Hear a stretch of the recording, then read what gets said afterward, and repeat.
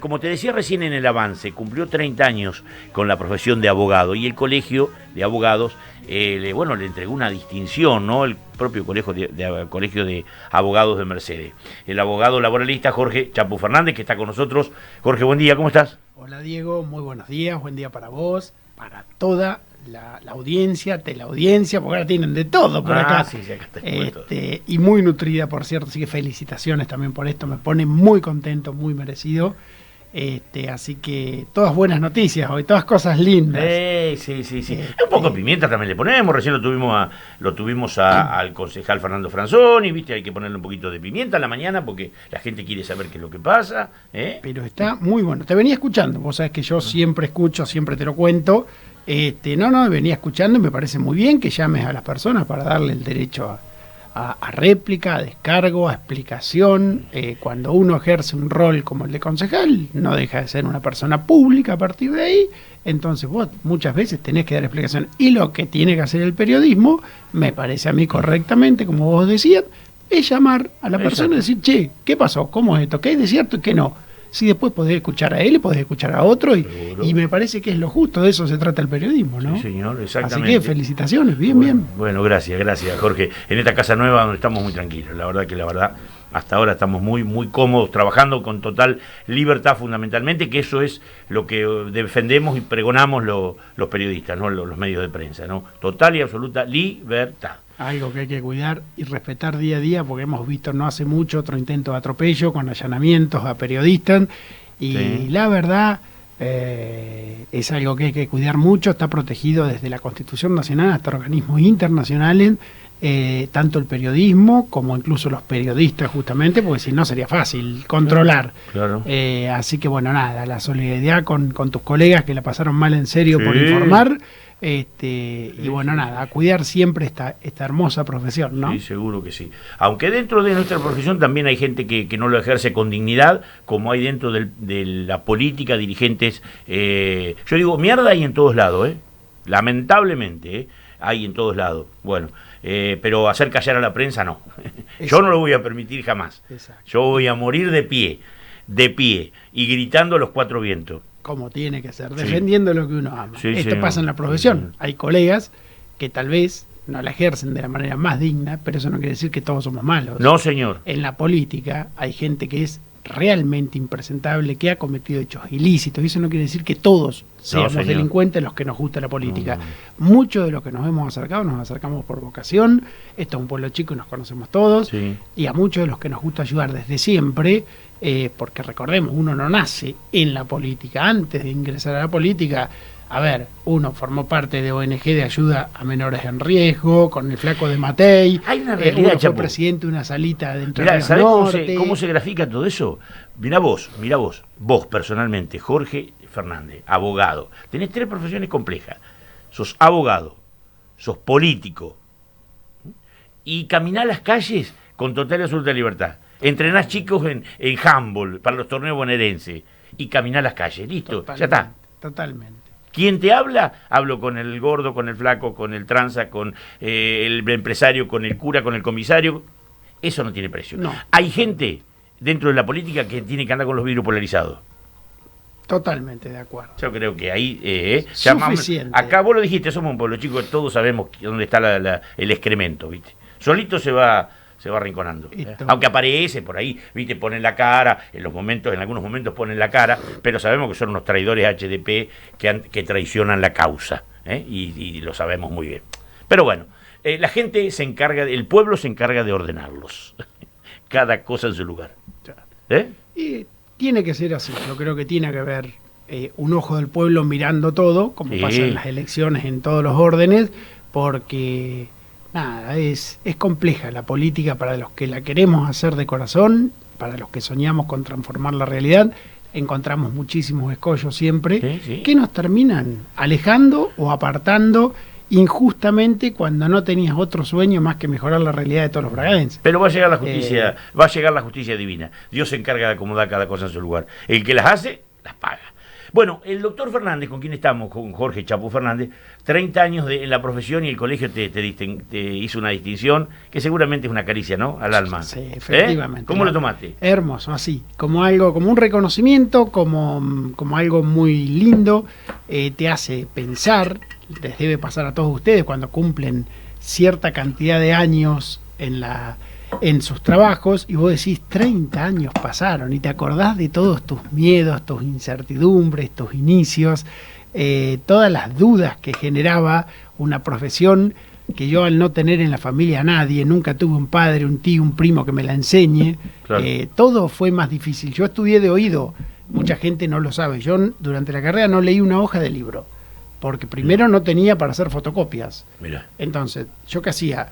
Conseguí un grupo de chicos que tenían libros y les pedía si me dejaban estudiar con ellos, que lean en voz alta y yo a cambio les llevaba mate y después lavaba los platos cuando se cocinaba y hacía los mandados. Y a cambio ellos me leían y yo escuchaba y cada 40, 50 páginas paraban, yo acomodaba el mate y les repetía lo que había escuchado y ellos iban marcando en el programa de estudio. Entonces yo todo lo que compraba era el programa de estudio y una lapicera, que me duraba varias materias por suerte.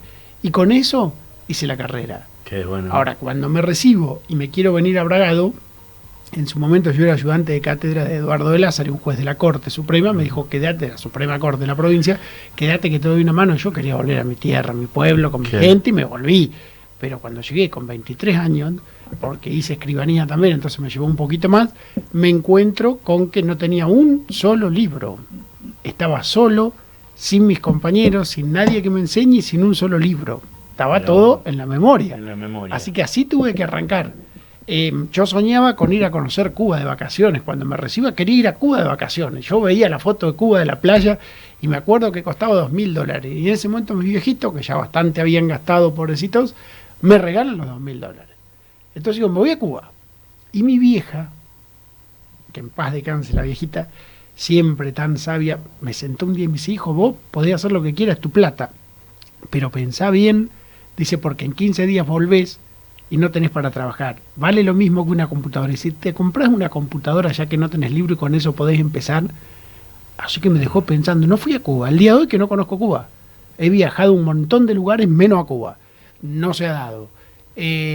Así que me compré la computadora, la instalé en la biblioteca donde estudiaba, en la pieza de mi casa, que era todo lo que tenía cuando vivía con ellos.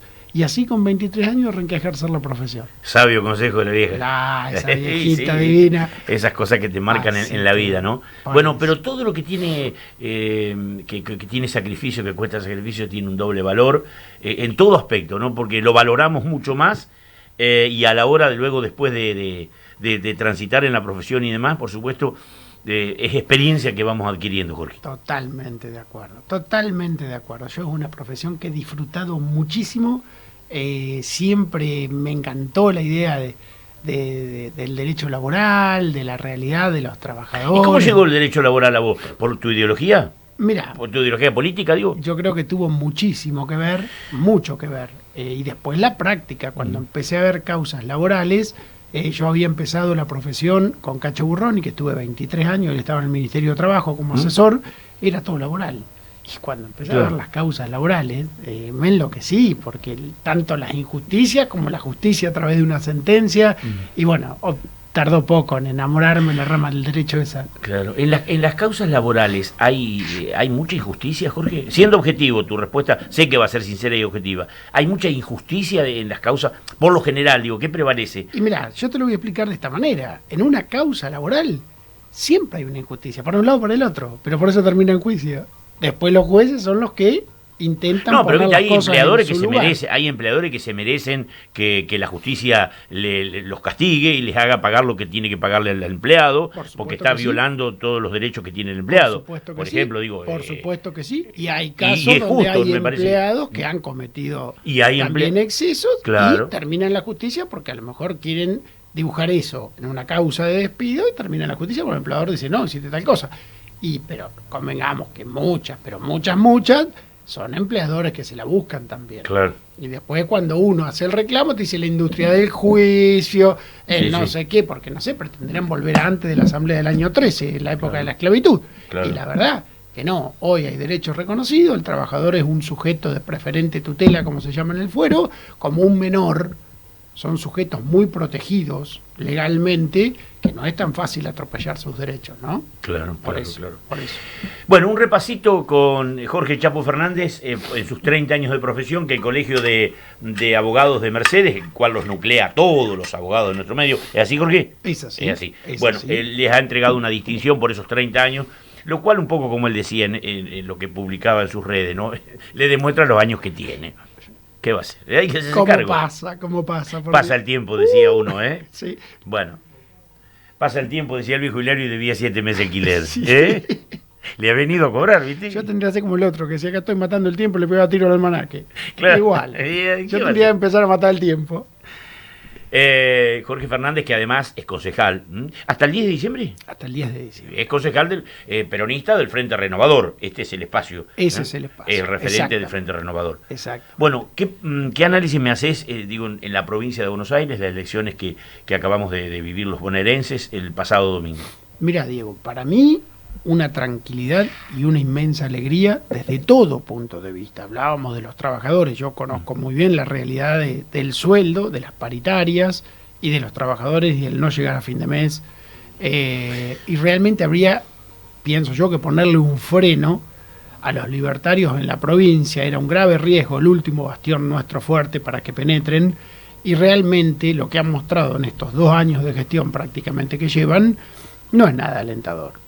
Y hay pruebas concretas, o sea, se puede hacer muy extensa la charla, pero por ejemplo, reservas, después de 2 años de sacrificio del pueblo, no tenemos reservas.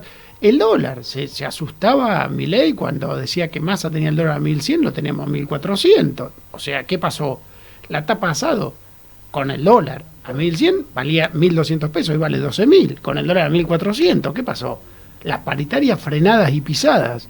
Se reformó el derecho laboral, tenemos la ley base como querían, porque decían que por eso no se generaba trabajo. Va a ser hace más de un año que está la reforma laboral vigente. ¿Se generó más trabajo? Entonces, ¿en dónde nos dijeron la verdad? El dólar está más caro, reservas no hay, la obra pública frenada, si está Hacer Braga acá, que nos toca de cerca por la falta de venta de hierro. Y así está el país. Sí, la apertura de exportación encima. La apertura de importaciones, con lo cual Leut no la está pasando bien tampoco. Sabemos todo que el propio textil y Acerbrac por la obra pública frenada. Sí. Y así como tenemos sí, Acerbrac, está entrando a cero. Bueno, y si vos querés, podemos hablar también de la realidad de la gente con discapacidad, con enfermedades realmente crónicas e irreversibles. Han quitado pensiones de los jubilados, de los, decir, el pueblo de los leyó asalariados. Yo creo que el pueblo, porque para haber ganado por 13 puntos en la provincia, la verdad, hubo 2 cosas importantes, que la última la hablo al final ya desde lo estrictamente político y de mi sector, pero la primera es que el pueblo no es tonto. ¿Qué decía el general? La segunda víscera más importante después del estómago es el bolsillo. Cuando vos no llegas a fin de mes, cuando realmente no te alcanza, no ya para irte de vacaciones o para cambiar el auto, olvídate. No hablemos de comprarte tu casa. Cuando no te alcanza para la mercadería, cuando vos vas a un barrio y la gente te dice estoy debiendo en la despensa de la esquina, que no me pasaba hace años, eso es el mejor termómetro de que acá el ajuste no vino para la casta, ¿eh? O sea, el ajuste fue para el pueblo. Y la única casta que se benefició es la de siempre, la casta financiera. Claro. Y yo creo que el pueblo se dio cuenta que acá para los únicos que hay plata son para los que especulan con la plata, con los grandes fondos de inversión, con la casta financiera. Es un gobierno para la casta financiera, como ya nos ha pasado 1000 veces. El general decía, es muy fácil gobernar, solo hay 2 formas, a favor del pueblo y la otra. El pueblo tiene que darse cuenta para quién están gobernando, y creo que se empezaron a dar cuenta. Y en esa construcción provincial que da lugar a esta contundente victoria, tuvo mucho que ver el líder y referente del espacio nuestro, que es Sergio Massa. Sergio Massa fue el puente o nexo entre Cristina y Axel, porque recordemos que hubo muchos chispazos por el tema de adelantar las elecciones sí, adelantar las elecciones no, la cámpora, 1000 discusiones, que parecía que todo se rompía, y fue Sergio el que hablaba con uno y con otro, y los llevaba y los traía, y los convencía, y los volvía a hablar, y logró cerrar este frente electoral que termina todo, para resumirlo, en esta contundente victoria, poniéndole un freno, porque recordemos que eso va a implicar tener una Cámara de Legisladores con una mayoría coherente y, como digo yo, a favor del pueblo. Entonces, después sigamos discutiendo lo que quieran, pero las elecciones, señores, en la urna el pueblo se expresó y espero que se escuche. Jorge Chapo Fernández, son las 9 de la mañana. Muchísimas gracias por haber venido a compartir. No, por favor, gracias por la invitación y déjame hoy, en el Día del Docente, porque si no mi señora además me reta, mandar un saludo para todos los docentes, para todos los docentes de Bragado, entre los cuales, por supuesto, como te decía, está mi señora y mis dos hermanas, nada más ni nada menos. Así que un saludo para todos los que ejercen esa noble profesión. Ahí está la palabra de Jorge Chapo Fernández.